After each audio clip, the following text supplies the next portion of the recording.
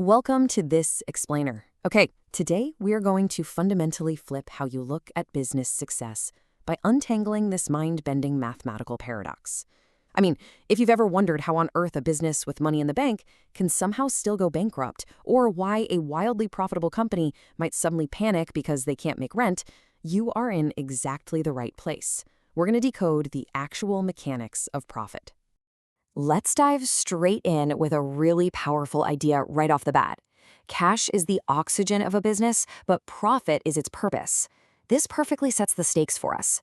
Think about it. Cash keeps a business breathing today. Without it, you suffocate immediately. But profit is what makes the entire system worthwhile tomorrow. It's literally the ultimate reason the business even exists. So keep that dual nature of money in the back of your mind as we go. All right, Section 1, the anatomy of a business. Before we tackle this whole illusion that trips up so many people, let's just lay down the absolute ground truth of what a business actually is. Picture a familiar setup, a local coffee shop. Look at how the capital moves. Money comes in from owner's equity and bank loans, right? But that money doesn't just sit in some vault. It immediately flows into the business to buy assets. We're talking current assets that get used up quickly, like your milk and coffee beans, and non-current fixed assets, like those ridiculously expensive espresso machines. All of those assets are then put to work to operate the business and ultimately generate profit. But to actually hit that profit, every single business is basically juggling a massive double task. Step 1 is nailing the customer value proposition. You have to create undeniable value, giving people exactly what they want at a great quality and at the right price. But actually creating value is only half the battle. Step 2 is cost, volume, profit.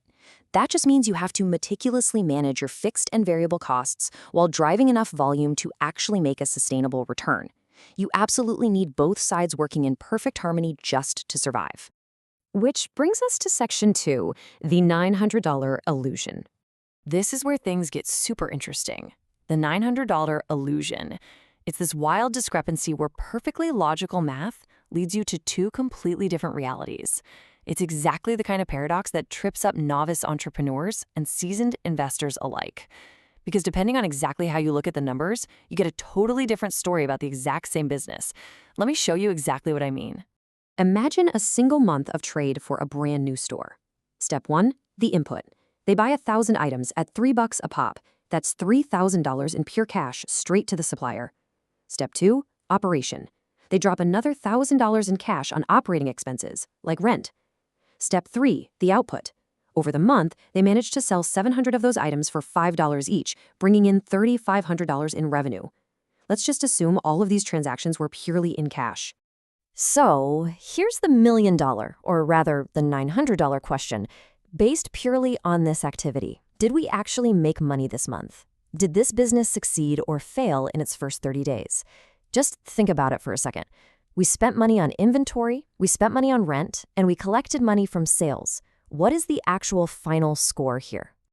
Let's figure it out in Section 3, Solving the Financial Paradox. If you take a strictly cash-based view, the safe is practically empty. We spent $3,000 on inventory and $1,000 on rent. That's $4,000 out the door. We only took in $3,500 from revenue, meaning we literally lost $500. But hold on, look at the accrual, or the economic perspective. It shows we actually made $400.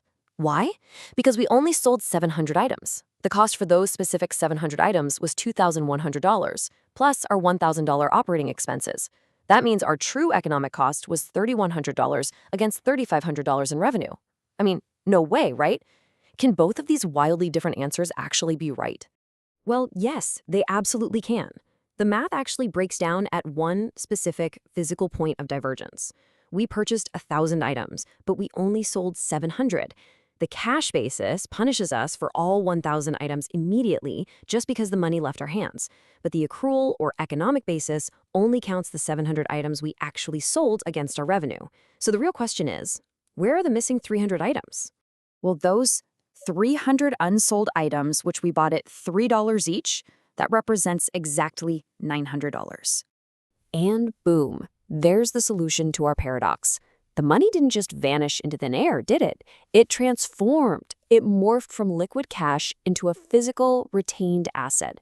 The company still rightfully owns these crates of goods, nothing is lost here. That $900 is sitting right there inside the stockroom, just waiting to be sold next month. Think of this as a kind of financial X-ray. It perfectly reconciles the whole thing. Look at how it balances out. Our strict cash deficit of negative $500 plus our retained inventory asset of $900, well, that equals our true economic profit of positive $400.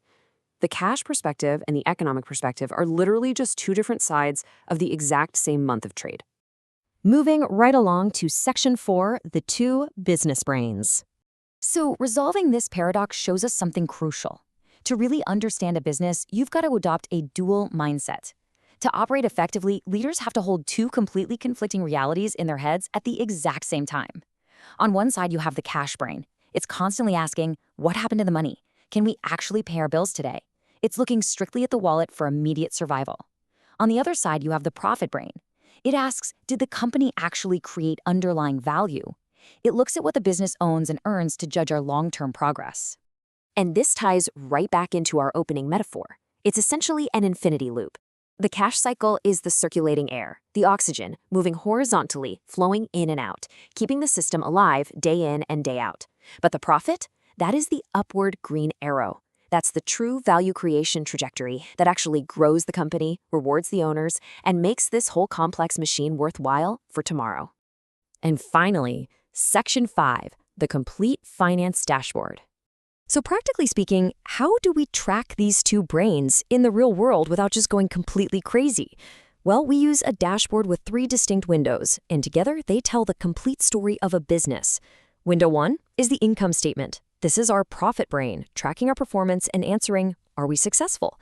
Window 2 is the cash flow statement. That's our cash brain, tracking liquidity and answering, can we survive tomorrow? And window 3 is the balance sheet. That ties the whole thing together, showing our total underlying financial strength by weighing what we own against what we owe. Knowing what you know now about this illusion of cash and those sneaky retained assets, let me leave you with this final thought. If you were about to drop £1 million of your own money into a company, could you ever just look at one window again? To truly master business, you need the whole dashboard. Thank you so much for joining me on this explainer, and hey, keep looking beyond the illusion.